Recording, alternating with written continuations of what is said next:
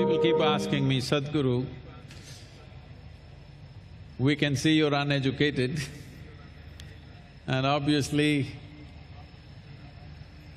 everybody knows that I don't have a moment to read or refer or consult.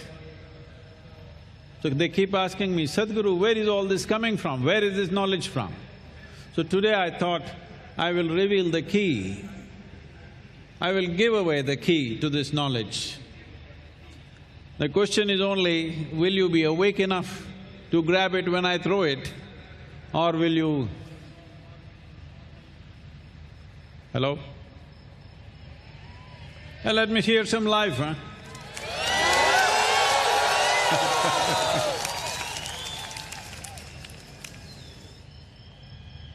Because you must understand,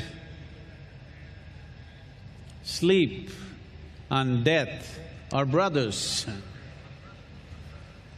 They're not very different. You may be dying 6 to 8 hours a day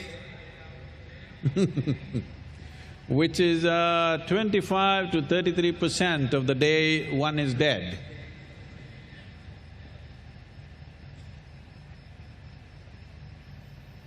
So one important dimension of yoga is to master sleep, because if one does not know how to stay awake, one will not know how to stay aware. So life is like this,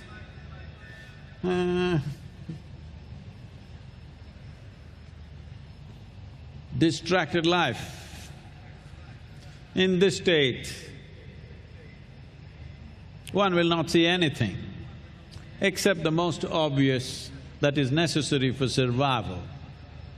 It is with keenness of attention that many doors in the universe can open.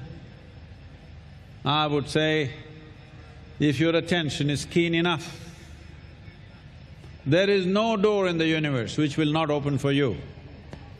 So, a little while later, I will give away the key to you. Let me see how many… It's good, the echo is saying 3 times, how many? Very good. How many of you will you blossom into knowing? Because unfortunately, today's education systems have confused the hell out of you with a heap of information about everything. Information is not knowing.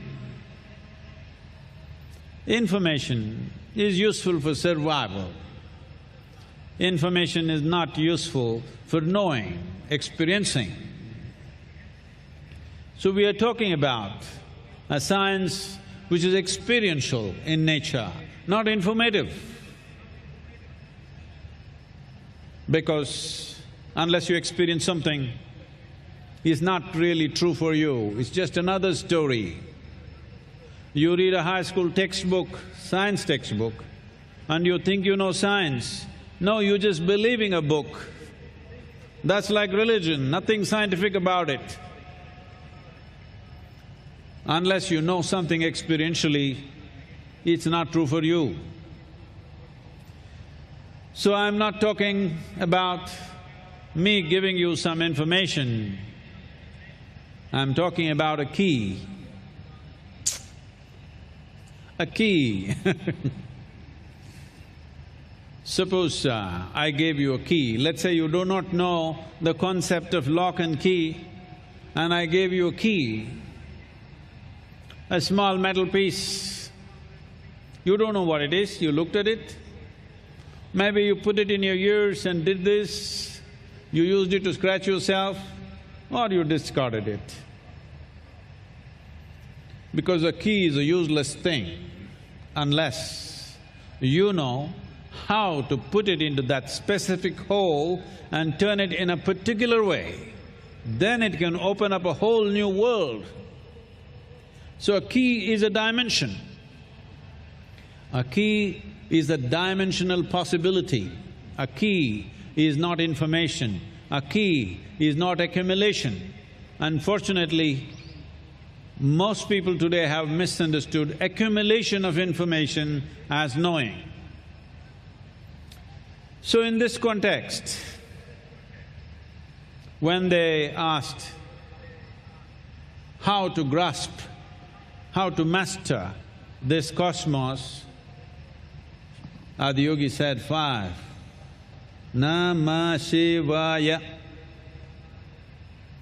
Na means earth, Ma is water, Shi is fire.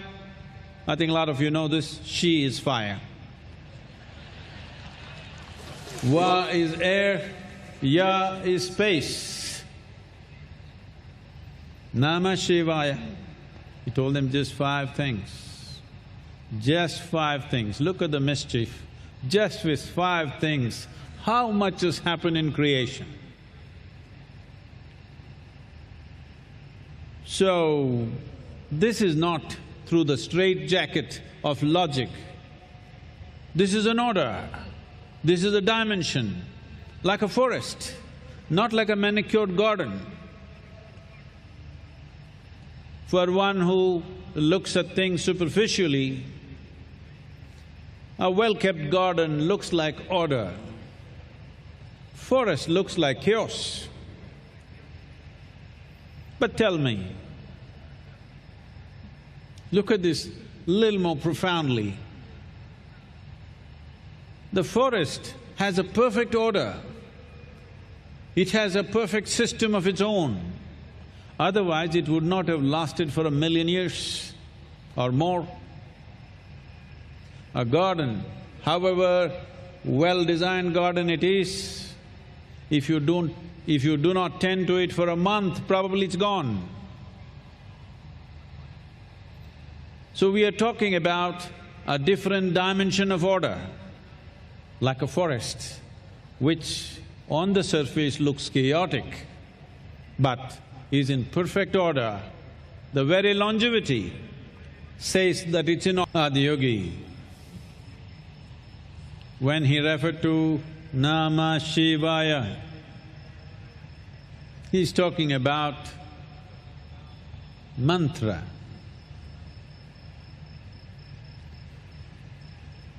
Mantra is that dimension of sound which is mathematically perfect.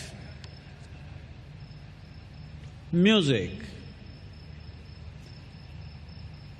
is melodious when it's mathematically correct, but music has invested too much into aesthetics.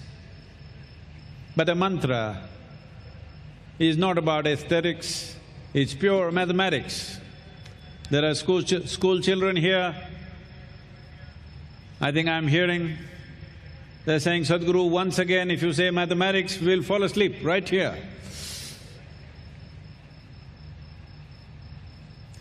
Well, I'm not talking about that kind of mathematics, not about 2 plus 2, A plus B equals C, not that kind of mathematics. I'm talking about a mathematics that doesn't have equations of simple logic. I'm talking about mathematics which has brought order to this seemingly chaotic cosmos. So Adiyogi chooses to offer this in different ways to different people. Well, he was different things to different people, always. You have definitely, even in the calendar images, seen Adiyogi as a yogi, of course. But he is a hunter for the hunters, a farmer for the farmers, and of course a dancer. This is the only culture where our gods dance. I cannot come to terms with a god who cannot dance. So he offers the same possibility in three different ways to the seven sages, the Saptarishis. He talks about elaborate science. He propounds various theories and dimensions, 112 methodologies, elaborate systems, 112 systems. That is why here, symbolically, Adiyogi is standing up 112 feet tall. Anyway, I want to inform you, today the tourism department, the Ministry of Tourism of Government of India has recognized Adiyogi as a part of Incredible India site.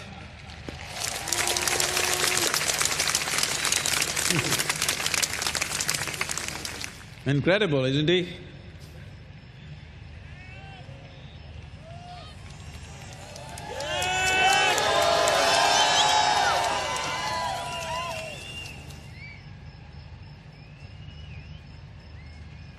So, Adiyogi offers it in three different dimensions. To the seven sages, he expounds a profound science with 112 different dimensions and systems.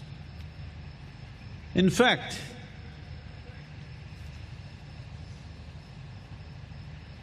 the seven sages actually ask Adiyogi, do we need so many systems?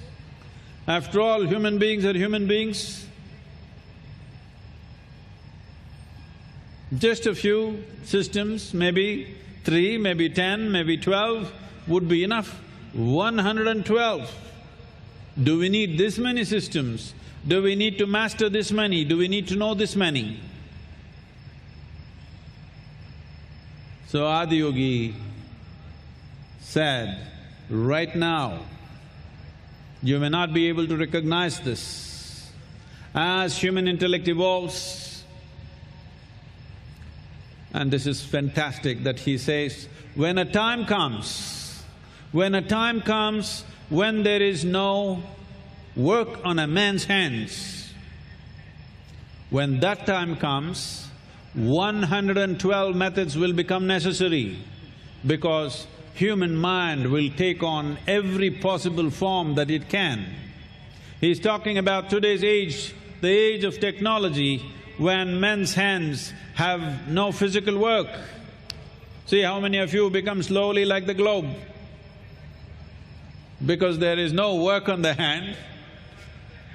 15,000 years ago, he talks about a time where time will come when men will have no work on their hands. At that time, their mind will take on so many formations that you will need all these methods. So he goes about with the seven sages with extreme sense of mathematics and logic. Then in between, Parvati asks questions. He smiles at her and says, the Divine One, you don't bother about these things. She feels insulted, so she thinks he is trying to avoid her because she doesn't have the necessary intellect like the seven sages. So she says, no, there must be more. There must be more ways than 112. So look at this, the men are looking at, why 112? Can't we make it simpler? But the women like variety. She says, why only 112? Why can't there be more? And Adiyogi says, no, there aren't any more, there are only 112, just leave it. She feels insulted. In front of these people, you kind of brushing me aside? So she says, I will go and find more ways than 112. Adiyogi says, do what you want. She goes away for a long period of time into severe austerity. But Adiyogi continues with the 7 people, and after a long period she comes back. And she comes and sits one step below him. The teaching is still going on because this is a scientific exposition, it goes on and on. But she comes and sits one step below. She's his wife, she can come and sit here. But she sits one step below just to indicate she wants only him to know, she does not want others to know. A beautiful imagery of that on the screen. She does not want these 7 guys to know that she has failed, but she wants him to know. So she sits one step below. And this exposition goes on. Then in between, Parvati asks one more question. Shiva looks at her with a deep sense of intimacy and says, sweet one, you don't bother about that, come sit here. So she again resists. He thinks, she thinks that he's trying to treat her in a patriarchal way. Oh, just sit on my lap, don't worry about all that. Man's trick. He shakes his head, that's not it, come and sit here. When she comes and sits here, he just pulls her in and she fills one half of him. That's how he became an Ardhanari. He just included her. In that inclusion, she knew everything that he knows. But the 7 sages were still learning, but she realized everything out of simple inclusion. He just made her one half of himself. The 7 sages are getting a scientific exposition, she just gets included in a moment and she realizes all his buddies, the Ganas, they are distorted, demented beings, they don't have human form. So human beings around thought these are some crazy creatures. So they looked at this, these guys seem to be learning something, Parvati seems to be in ecstasy. They said, what about us? He said, you don't bother about this. So he said, just drink me, that's all. You guys don't bother about enlightenment, knowledge, self-realization, nonsense, this is not for you. You just drink off me, everything will be fine. So they just got drunk on him. When the Saptarishis asked, what is enlightenment, where is it? He gave them an elaborate path. He created a distance which they had to walk.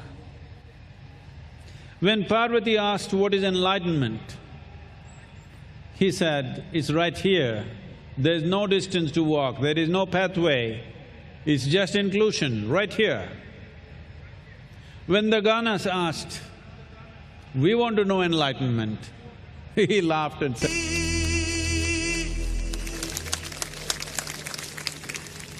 forever this has been a land of debate, of questions, never of commandments, especially when entities considered divine appeared, people saw it as a possibility to raise questions, to bring clarity, not to settle for a confidence that is bred out of belief. This is not about getting to a falsehood of certainty that one assumes with belief. This is about celebrating our uncertainty. This is about working for clarity, not for blind confidence. Our past is animal nature. If we become conscious enough to stay in the present, we become human. Very easily we can slip back into animal nature. Those of you just falling asleep, I'm reminding you, you're just slipping back. That whether your eyes are open or closed is no more a conscious process. It just happens by itself. No. It's important that we remember that we have evolved out of animal nature.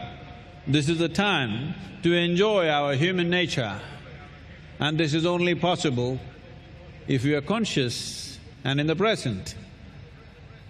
If we want to be in the present, we have to be conscious. But the future is beckoning. Divine nature is beckoning us in future. This means the possibility of evolving beyond the dimensions or definitions of what we consider as human is right here for every one of us. The question is only, will we step forward or will we step backwards? Will we move into our divine possibility or will we step back into our animal past? This is a constant challenge, this is a constant possibility that human beings are struggling with. This is a night of wakefulness. Jagaran means not just wakefulness, means a night of awakening. If this is your night of awakening, we must step forward into the divine possibility. या पीछे कदम बढ़ा के पशु प्रकृति की ओर जाएंगे। This is not all about an intense being, stillness, dancing, science, mathematics. He is also bhole.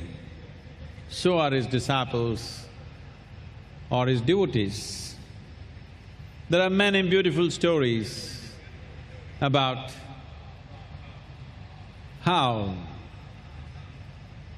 his devotees transcended everything out of absolute innocence and simplicity. In Tamil Nadu,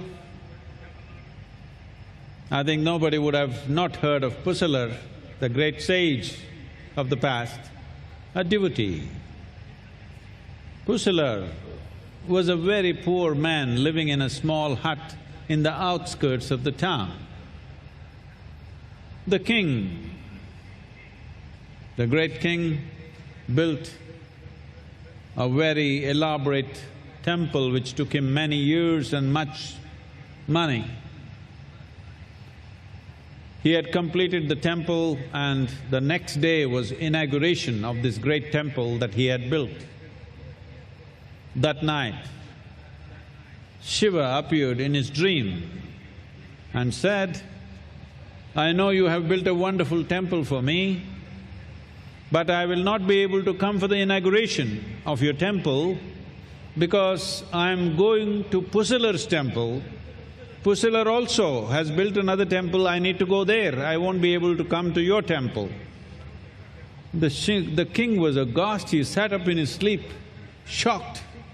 Early morning he started off wanting to look for this Pusalar, where is he? Who is this man who's built a better temple than me? I am the king here. So he went looking, and then he went into the poorest segment of the city and then found a small dilapidated hut. And he called out, "Who is Pusilar here?" A very skinny, barely clothed man came out terrified. "I am Pusilar, why, what's wrong?" "Oh, my king, why have you come to my house?" Then the king said, "I have built a great temple, you know that, but Shiva appeared in my dream and said, he is coming to your temple, not to my temple. Where is your temple? Where have you built?" Pusilar was a bit embarrassed. He said, "Oh, my king, where will a poor man like me build a temple?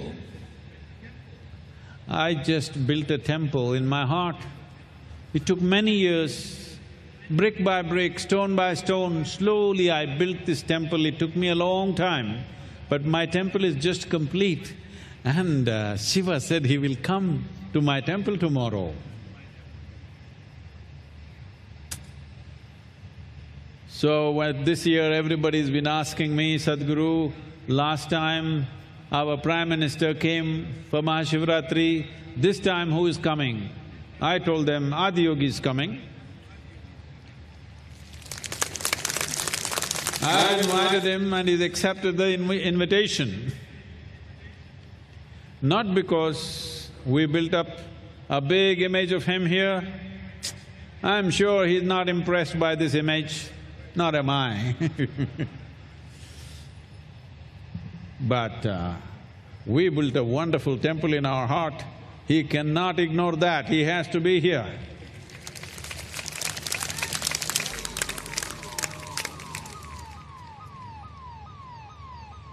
On a certain day, a Gnana Yogi means one who employs his intellect as the basic tool of knowing. He came to Adiyogi and said, "I very much appreciate the many things that you have expounded. Sounds very scientific, logically correct, but a whole lot of your devotees are always shouting your name, Shambho, Shiva, and going around doing crazy things. How do you allow these people? These crazy people who'll simply shout Shiva, Shambho and jump around. What kind of science is that? You should not allow these things." So Adiyogi said, "See here, do you see that little worm crawling? Just go near the worm and say, Shiva Shambho." Said, "Why not?" And went to the worm and said, "Shiva Shambho." The worm just fell dead right there. The Gnana Yogi was shocked. The mantra kills. Yes, it does. What is the purpose of this? I utter the mantra and the poor creature dies. The Adiyogi said, "Leave that. Here, a butterfly. See, butterfly. Say Shiva Shambho to that." But he was hesitant now. "I don't want to kill a butterfly." "Doesn't matter, say Shiva Shambho to butterfly." He said, "Shiva Shambho." Poof, the butterfly died. Then now he was aghast, what is this? What is the point of this kind of mantra? This looks like a gun, Shiva Shambho, boom, they're dead. Then a young fawn, a young deer was romping around. Adiyogi said, look at the deer and say, Shiva Shambho. Said, no, no, no, I'm not going to do this. Adiyogi said, just do it. He said, Shiva Shambho. The deer fell dead right there. Just then, a couple came with a little infant in their hand for blessing. Adiyogi looked at the little child and said, say Shiva Shambho to this child. He said, no way, you're not going to make me do that. I am not going to kill this child. Just then, this little infant sat up and spoke, I was a worm, you uttered the mantra, I became a butterfly, you uttered the mantra, I became a deer, you uttered the mantra, I've become human, please say it, let me become divine.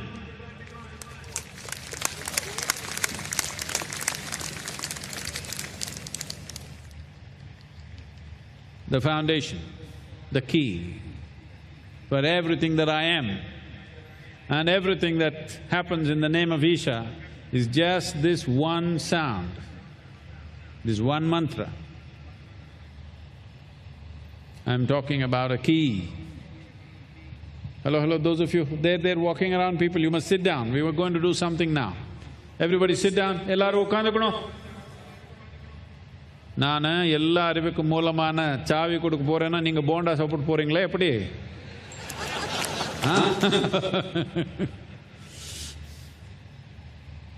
எல்லாம் உட்காருங்க அப்படி. Please sit down.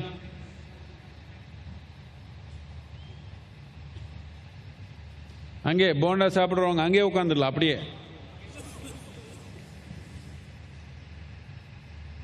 ரொம்ப நேரம் ஆயிடும் உங்க சேருக்கு வர்றதுக்கு. எங்கெங்க இருந்தா அங்கே உட்காந்துடலாம். Please sit down wherever you are. We'll do a simple thing, very simple thing, but this will start a new process in your life. This is the key. As I said, key is a phenomenal instrument only if you know how to use it, otherwise it's just a piece of metal. So is a mantra. Today modern science is beginning to recognize that the entire universe is just a reverberation of energy. Where there is a vibration, there is bound to be a sound. So, universe is a complex amalgamation of sounds. In this web, an enormous, limitless web of sounds, a few key sounds have been identified, which we refer to as mantra. It's very important that the mantra, a specific mantra, goes into the right keyhole and you turn it the right way. Any number of times I see people doing this. You give them a key, they do not know which way to turn it, they'll do this way, this way, this way, this way. It's not going to work like that. You have to turn it in a specific way, depending upon the nature of the lock, depending upon the nature of that dimension, accordingly it works.